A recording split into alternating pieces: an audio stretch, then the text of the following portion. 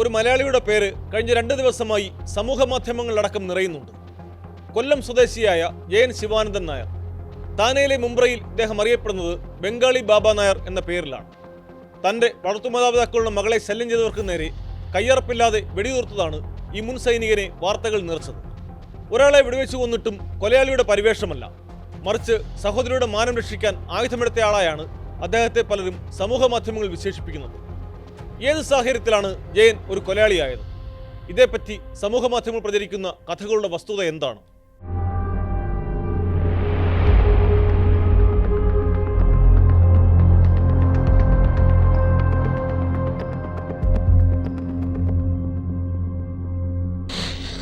താനെ മുംബൈയിലെ ബിസ്മില്ല ഹാളിൽ വ്യാഴാഴ്ചയായിരുന്നു സംഭവം. തന്നെ തടഞ്ഞു നിർത്തി ശല്യം ചെയ്തപ്പോൾ യുവതി ജയനെ വിളിച്ചു വരുത്തുകയായിരുന്നു. വാക്കുതർക്കത്തിനിടെ ജയൻ അരയിൽ നിന്ന് തോക്കെടുത്ത് വെടിയുതിർക്കുന്നത് CCTV ദൃശ്യങ്ങളിലുണ്ട്. അക്ബർ അബ്ദുൾ ഷേഖ് എന്നയാളാണ് കൊല്ലപ്പെട്ടത്.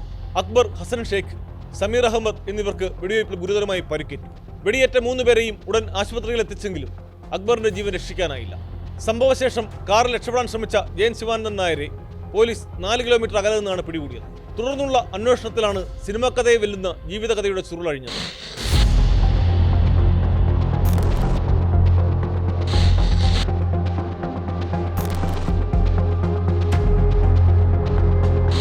മലയാളിയായ ജയൻ ശിവാനന്ദൻ നായർ യുവതിയുടെ കുടുംബത്തിലെ ഒരംഗത്തെ പോലെയാണ് കഴിഞ്ഞിരുന്നത്.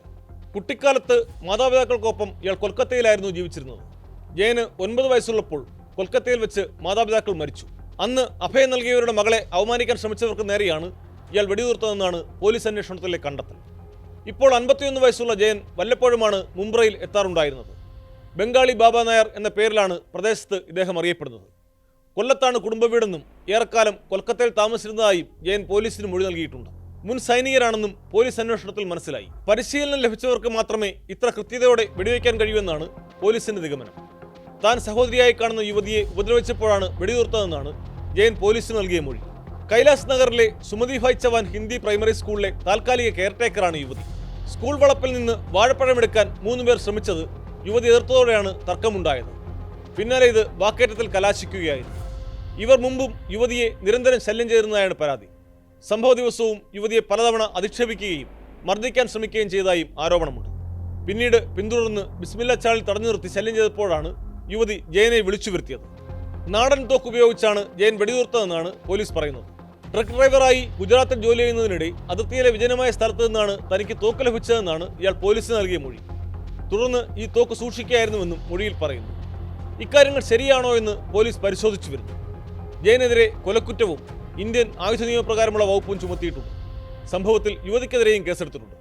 ജയനെ പോലീസ് കസ്റ്റഡിയിൽ വാങ്ങി വിശദമായി ചോദ്യം ചെയ്തു വരികയാണ്. കൊലയ്ക്ക് കാരണമായി പറഞ്ഞ കാര്യങ്ങൾ പൂർണ്ണമായും ശരിയാണോ എന്നാണ് പ്രധാനമായും അന്വേഷിക്കുന്നത്.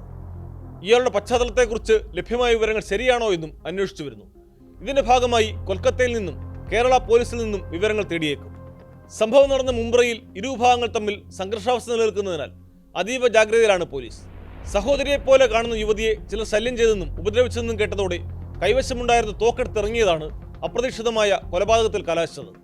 ഒരു നിമിഷത്തെ പ്രകോപനമാണ് ഈ മലയാളിയെ ഒരു കൊലയാളിയാക്കിയത്. കൊലപാതകത്തെ ഒരു തരത്തിലും ന്യായീകരിക്കാനാവില്ല. എന്നാൽ ജയന്റെ പ്രവൃത്തിയെ സമൂഹ മാധ്യമങ്ങളിൽ പ്രകീർത്തിക്കുന്നവരുടെ എണ്ണം വളരെയേറെയാണെന്നാണ് വസ്തുത. അതെന്തായാലും കേസിൽ അന്തിമവിധി എഴുതേണ്ടത് നീതിപീഠമാണ്. അതറിയാൻ കാത്തിരിക്കാം. കൂടുതൽ വാർത്തകൾക്ക് news 18 Keralam YouTube channel subscribe ചെയ്യുക.